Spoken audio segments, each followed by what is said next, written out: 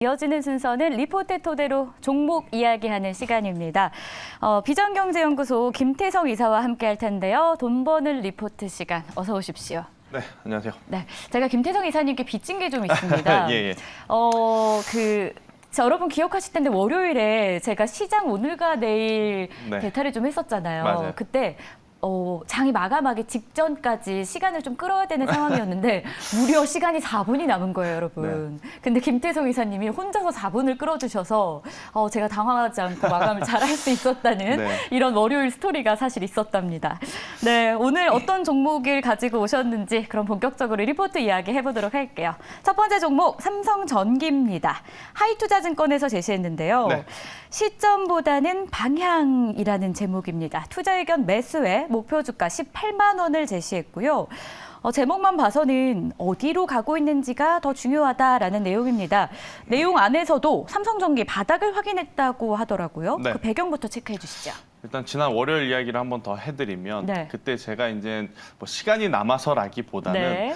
MLCC에 관한 이야기를 좀 마지막에 했었거든요. 맞아요. 기억나요. 네, 공교롭게도 오늘 제가 또 리포트를 가지고 온 기업이 바로 이 MLCC 관련주의 이제 가장 대표적인 대장주인 이 삼성전기를 좀 뽑아왔는데 일단 해당 리포트에서 이야기하는 것은 현재 실적에 대한 부담감은 있지만 그 부담감이 이제는 기저효과로 작용을 해서 다가오는 올해에는 굉장히 좋은 매출을 낼 수 있을 것이다라는 것이 이제 큰 골자다라고 좀 보시면 될 것 같고 대다수의 이제 제조업 기업들의 가장 주요한 포인트는 뭐냐면 재고 자산을 얼마만큼 효율적으로 잘 관리하느냐가 이제 포인트다라고 좀 보시면 될 것 같습니다. 일단 삼성전기 같은 경우에는 대표적으로 이 MLCC라는 제품을 만드는데 일단 재고 보유 기간이 40일을 기준으로 40일 이하로 내려오면 굉장히 타이트하게 잘 관리했다라고 평가를 받을 수가 있고 40일 이상 위에 있으면 재고가 조금 생각보다 많이 남는다라고 이제 이야기 드릴 수 있는데 왜 재고 자산에 대한 평가가 그렇게 중요하냐면 재고가 많으면 부품 단가가 어떻게 되겠죠? 당연히 네. 내려갈 수밖에 없습니다. 그러니까 제조업 기업들은 아무래도 재고 관리에 굉장히 지금 신경을 쓸 수밖에 없는 특히나 반도체도 그렇고 오늘 말씀드리는 MLCC도 마찬가지로 재고 관리를 지금 굉장히 타이트하게 해야 그나마 분기 혹은 반기 실적에 대한 기대치를 높일 수가 있는데요. 일단 지난 하반기에는 조금은 부진했습니다. 하지만 다가오는 상반기에는 이 재고 관리에 이제 주요한 부분들을 좀 많이 해소가 된 상황이다 보니까 저는 충분히 이 리포트에서 이야기하는 것과 마찬가지로 실적에 대한 부진을 조금 털어내고 우리가 좋은 모습을 좀 봐도 괜찮지 않을까라는 의견 한번 드려보도록 하겠고요. 사실 삼성전기는요. 코에 걸면 코걸이, 귀에 걸면 귀걸이라고 할 수 있는 기업입니다. 일단 이 MLCC라고 하는 제품이 특정한 전자기기에만 들어가는 것이 아니고요. 여러분들이 지금 사용하시는 대다수의 전자제품에 지금 많이 들어간다라고 보시면 될 것 같습니다. 사실 과거에는 삼성전기가 스마트폰에 대한 이 기대감이 굉장히 컸어요. 네. 그런데 여러분들도 아시다시피 예전처럼 스마트폰 시장이 막 활화산은 아니잖아요. 맞아요. 그렇죠? 이제는 그냥 때 되면 혹은 내가 당연한. 그렇죠. 교체할 때가 되면 바꾸거나 정말로 뭐 갤럭시 폴드가 처음 나왔을 때처럼 획기적인 제품이 궁금해서. 나오지 않는 이상은 맞아요. 그다지 바꾸지 않는 그러한 모습을 보이다 보니 중국이라든지 국내 이 스마트폰 출하량과 계속해서 이제 이 실적이 직접적으로 좀 연관이 있다 보니까 둔화될 수밖에 없었습니다. 하지만 이 MLCC라고 하는 게 또 어디에 이제 많이 들어가죠? 전기차에 많이 들어간다라는 게 가장 중요한 이 포인트가 되지 않을까라는 생각이 들어요. 그래서 이제 과거에는 단순히 스마트폰이라든지 전자기기 쪽으로 이제 매출을 좀 기대했다라고 한다면 이제부터는 이 리포트에서 이야기하는 것과 마찬가지로 백색 가전과 스마트폰 기기를 넘어서서 전장 부품 쪽에서 우리가 좀 관심을 가져볼 수 있는 기업이다라는 의견 드려보도록 하겠습니다. 그럼 스마트폰 기기 외에도 대다수의 전자기기에 MLCC 들어가고 이에 대한 기대감을 가져볼 만하다라고 하셨는데 네. 여담입니다만 뭐 로봇에도 좀 들어갑니까? 들어갈 수밖에 없겠죠. 왜냐하면 삼성전기가 이제 만드는 제품이 MLCC가 하나가 있고 카메라, 모듈이 하나 있고 또 이제 FC BGA가 있는데 네. 그러니까 이제 미래 산업 먹거리를 고려해 봤을 때 이 세 가지 제품은요. 폭발적으로 성장하는 산업이라기보다는 필수적으로 들어가는 부품이다라고 좀 보시면 될 것 같아요. 그래서 산업의 패러다임이 너무 급격하게 변하지 않는 이상 그럴 일도 없고요. 삼성전기 같은 경우에는 천천히 실적에 대한 기대치를 재고 관리만 잘해준다라고 한다면 충분히 높게 가져갈 수 있는 기업들이 아닌가라는 생각이 들고, 일단 삼성전기가 저도 이 리포트를 쓰신 분들과 마찬가지로 긍정적으로 보는 이유 중에 하나가 뭐냐면 대장주만 가는 게 아니에요. 네. 지금 대장주인 삼성전기가 가니까 낙수 효과를 노리는 이 두 번째 종목군들 혹은 세 번째 종목군들 이러한 종목군들이 지금 움직이는 거죠. 대표적으로 뭐 아모텍이라든지 네. 사마콘덴서, 사마전기 이러한 종목군들까지 같이 움직이기 때문에 저는 이 MLCC 쪽 충분히 지켜봐도 괜찮다라는 의견 한번 들어보도록 하겠습니다. 좋습니다. 그렇다면 투자 아이디어도 챙겨보겠습니다. 리포트상에서는 매수 의견이었고 18만 원의 목표 주가를 유지합니다. 네. 어떻게 보세요? 이 가격대 괜찮습니까?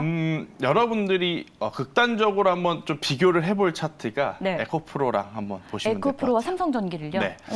사실 에코프로는 당연히 네. 지금 2차 전지 그리고 전기차 시장에서 가장 주요한 키워드입니다. 맞아요. 전기차가 많이 팔리니까 배터리도 많이 필요한 거고, 그렇죠. 그러다 보니 배터리셀, 배터리, 양극재 이런 기업들의 주가도 폭발적으로 성장하는 거죠. 제가 아까 말씀드렸다시피 MLCC도 어디에 이제 들어간다? 전기차. 그렇죠. 전기차에 들어가니까 순서의 차이, 시간의 차이, 아. 중요도의 차이는 있지만 에코프로가 올라간 만큼, LNF가 올라간 만큼 배터리 셀 기업들이 이 반응을 좀 보인 것만큼 저는 삼성전기가 한 번쯤은 더 시세를 낼 가능성이 높다라는 생각이 들어요. 그래서 이제 그 기준으로 본다면 삼성전기는 사실 12월 달, 1월 달, 2월 달 지수가 좋아서 올라온 게 다거든요.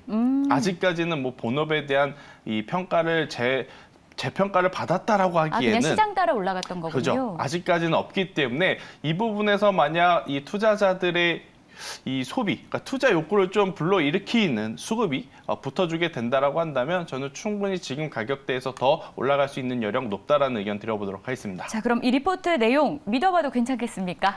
네, 믿어보자. 예, 한 표 드리도록 하겠습니다. 한 줄 평도 같이 설명해 주시죠. 일단 지금 시장은요, 덜 오른 전기차 관련주가 뭔가에 포커스를 좀 맞추고 있죠. 그러니까 지난주 후반부 보면 동박 올라갔고, 이번 주 초 보면 뭐 이 전기차 폐배터리 쪽에서 정말 안 올랐었던 뭐 파워로직스 네. 이런 기업들까지 올라가고 있는 상황이다 보니까 저는 자연스럽게 MLCC 쪽에 대한 기대치도 우리가 지금은 충분히 한번 봐도 괜찮다라는 의견 들어보도록 하겠습니다. 네, 이렇게 해서 저희가 첫 번째 종목 삼성전기 확인해 봤고요. MLCC 관련한 기대감을 좀 높게 가져볼 만한 종목이었다라고 체크해 봅니다. 이어서 두 번째 종목으로 넘어가 보겠습니다. 백산을 준비했어요. 키움증권에서 제시했는데요. 제목 한번 보시죠. 주주환원의 진심인 절대 저평가 기업이다라는 내용입니다. 이미 지난해 역대 최대 실적을 보여준 백산인데 그럼에도 저평가를 받는 이유는 뭘까요? 아무래도 이 시장의 그 중심에 있을 수 없는 약간 사이드에 있을 수밖에 없는 본업이 아닐까 생각이 드는데, 제가 이제 본업을 좀 한번 설명을 드려볼게요. 네.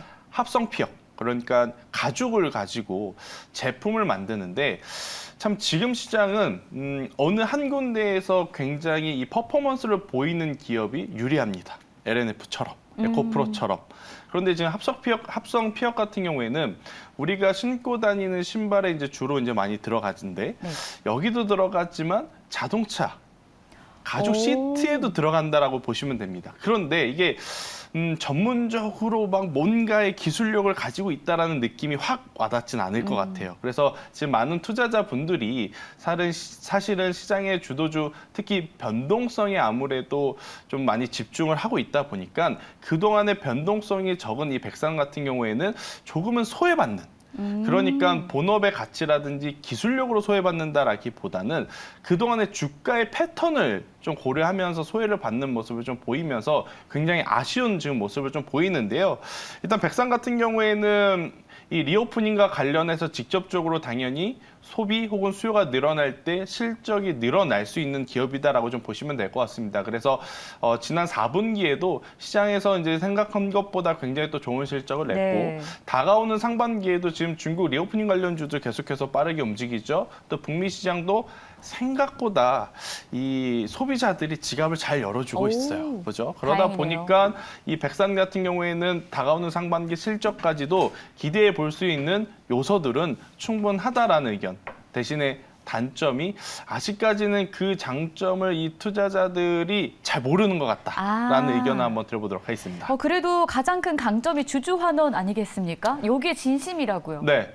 당연히 이번에 이 주주환원 정책, 그러니까 두 가지죠. 네. 배당을 높여주고 또 이제 이 소각을 통해서 굉장히 또 이 변동성을 좀 빠르게 키워줄 수 있는 그러한 정책들을 하겠다라고 했는데 일단은 뉴스가 나오고 나서 굉장히 발빠르게 움직임이 아직도 없어요. 그게 조금 아쉬운 모습이 있으나 일단 주주환원 정책이 이번에만 나온 게 아닙니다. 네. 백산의 기업의 뉴스 플로우를 보게 되면 작년부터 꾸준히 주주환원 정책을 좀 펼쳤던 기업이기 때문에 저는 계속해서 좀 신뢰감을 실적으로 더 보여준다라고 한다면 충분히 우리가 믿고 장기적으로 봐도 괜찮은 기업이다라는 의견 들어보도록 하겠습니다. 자, 그렇다면 투자 아이디어 좀 챙겨보도록 하겠습니다. 리포트에는 뭐 따로 제시되진 않았더라고요. 네. 어떻게 보세요? 일단은 합성 피업, 그러니까 원자재 가격에 따라서 마진율이 많이 남냐, 많이 남지 못하느냐가 저는 굉장히 중요할 것이다라는 생각이 들어요.